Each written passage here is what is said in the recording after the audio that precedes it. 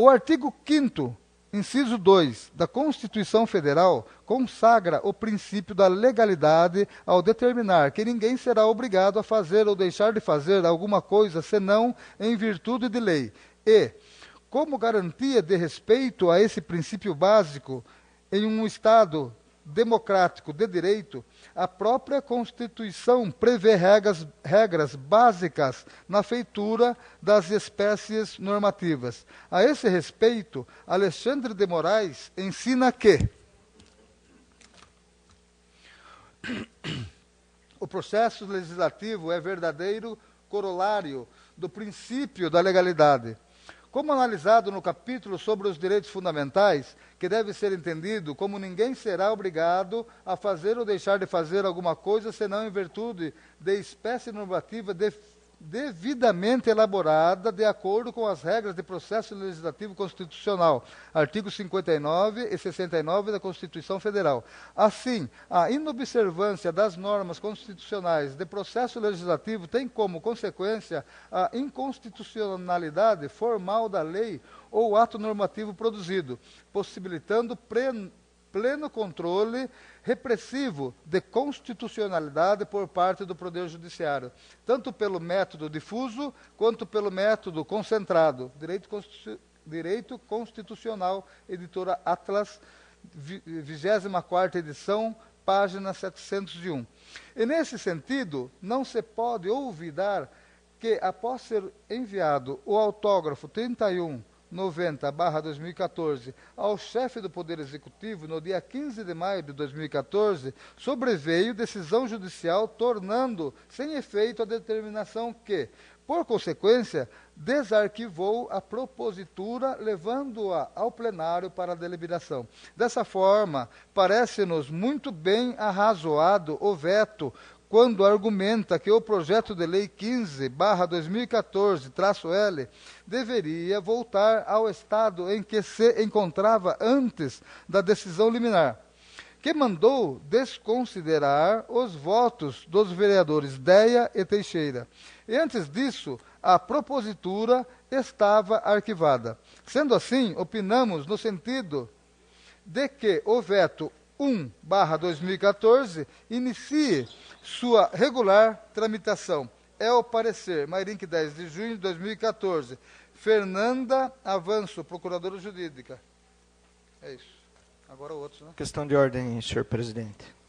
Gostaria de ler o veto Eu gostaria de... do consultor jurídico. Eu gostaria de agradecer a presença aqui do ex-vereador José Peixinho, sempre participando aqui dessa sessão, da ex-vereadora Fátima da Lanchonete, do Reilton, que também sempre participa aqui com nós, do Reinaldo, do Executivo, do Dr. Jorge Ferraz e do Dr. Vinícius, presidente do PT. Questão de ordem, Rodrigo. Gostaria que fosse lido o veto feito pelo consultor jurídico, o Dr. Cláudio.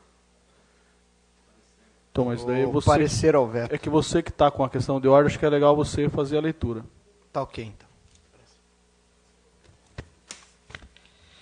Parecer ao veto número 1/2014,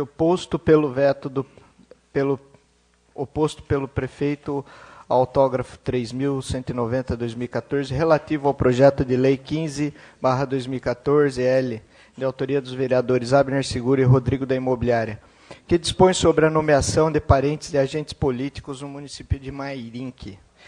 Antes de adentrar a análise do veto 1/2014, é conveniente fixar alguns conceitos.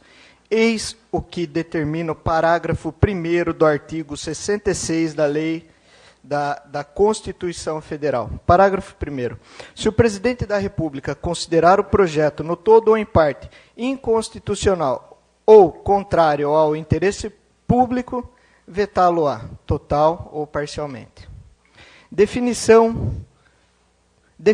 precisa do veto pode ser encontrada no Manual de Redação da Presidência da República, segunda edição, revista atualizada, Brasília 2002, disponível no endereço eletrônico planalto.gov.br, Casa Civil, Manual, manual, enfim, é o endereço do governo onde fala sobre a Constituição. O veto é o ato pelo qual o chefe do Poder Executivo nega sanção ao projeto ou parte dele, obstando a sua conversão em lei. Constituição, artigo 66, parágrafo 1º. Trata-se, pois, de ato de natureza legislativa, que integra o processo de elaboração das leis no direito brasileiro. 2 são os fundamentos para a recusa de sanção.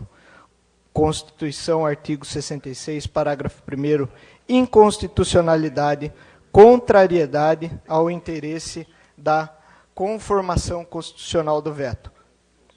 Podem ser extraídas algumas considerações. No regime presidencialista brasileiro, o veto possui uma dupla natureza.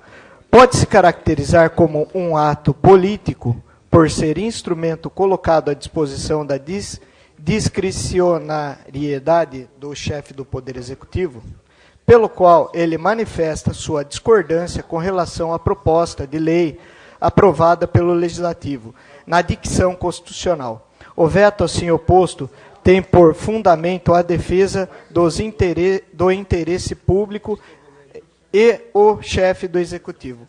Ao manifestar sua divergência, o faz na condição de integrante do grupo que constrói e manifesta a vontade política do Estado.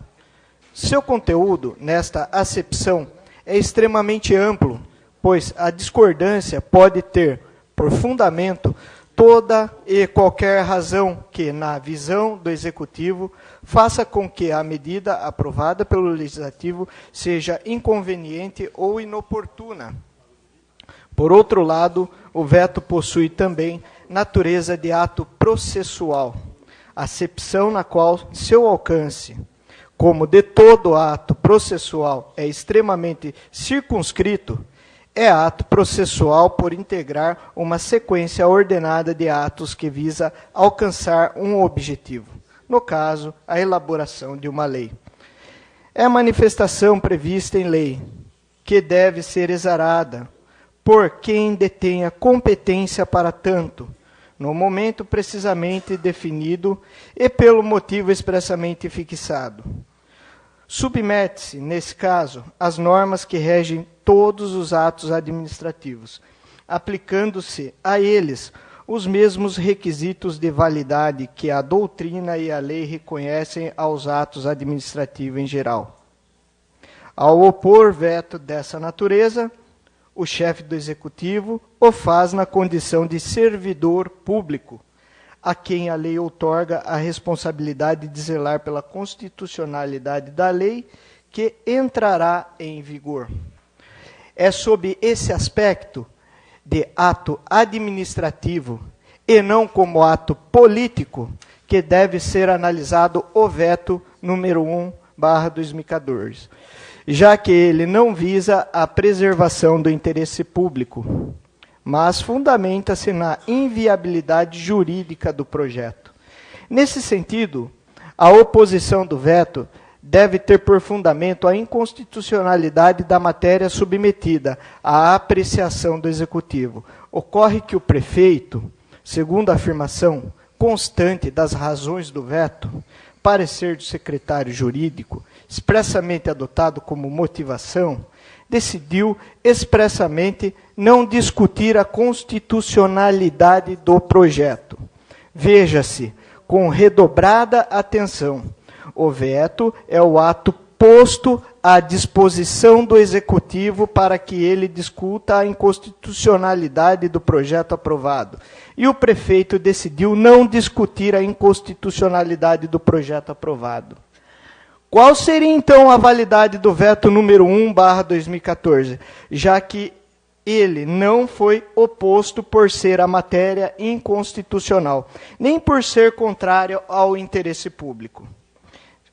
Antes de dar a resposta a essa questão, parece útil analisar outro aspecto do veto, qual seja sua característica de ato administrativo. A Lei Federal 4717, também chamada de Lei da Ação Popular, trouxe para o campo do direito positivo alguns critérios. Mais uma questão de ordem, senhor presidente.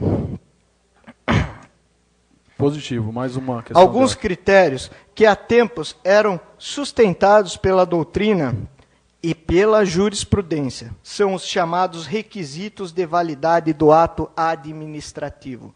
Diz o parágrafo único do artigo 2º, para conceituar dos casos de nulidade, observar-se-ão as seguintes normas.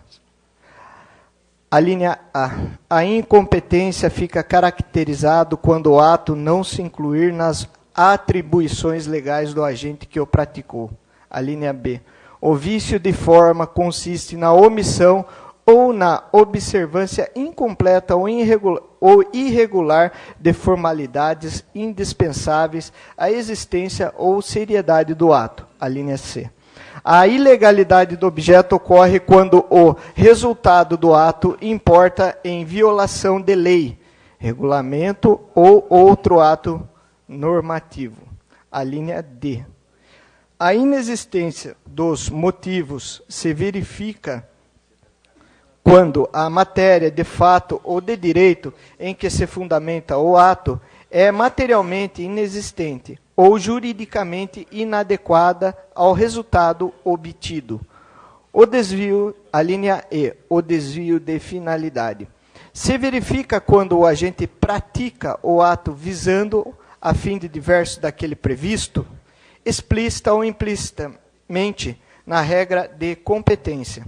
Trazendo os comandos legais para o caso concreto, tem-se que o veto número 1/2014 padece de vício de forma, é linha B. Porque não foi observada uma determinação expressa da Constituição Federal, qual seja a de que o veto deve ser oposto, por ser o texto vetado contrário à Constituição. Padece também do vício de legalidade na linha C, porque o resultado do ato, o arquivamento do projeto aprovado, importaria em violação da lei. No caso, violação da lei maior, Constituição Federal. Porque o projeto teria tido sua tramitação interrompida por um motivo cuja a previsão é inexistente no ordenamento jurídico, que trata de apenas dois motivos, que são a contrariedade ao interesse público e a inconstitucionalidade. Feita esta análise, a resposta à pergunta retroformulada é de que o veto número 1/2014 é nulo, de pleno direito, não podendo produzir efeitos no mundo jurídico.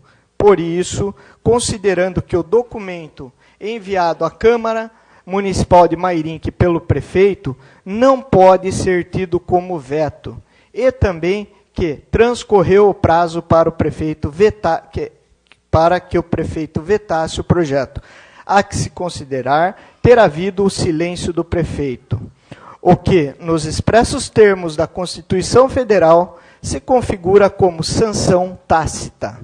Assim, e tendo em vista que o veto número 1/2014 foi recebido pelo protocolo no dia 6/6/2014, a partir dessa data encontra-se em curso o prazo de 48 horas, Lei Orgânica, artigo 46, parágrafo 7, para que o presidente da Câmara promulgue o texto aprovado pelo Legislativo. É o parecer Mairinque, 9 de junho de 2014, Cláudio Ferreira, consultor jurídico. Questão de ordem. Questão de ordem, senhor presidente. Questão de ordem, Abner. Presidente, esse parecer que o nobre vereador Rodrigo da Imobiliária acabou de ler, esse parecer, ele foi protocolado nessa casa. E eu, como autor, junto com o vereador Rodrigo, eu gostaria que esse parecer fosse encartado no processo. E se fosse possível, eu não posso, mas o vereador pode, pedi que a leitura desse parecer fosse gravado na íntegra, nobre vereador, para que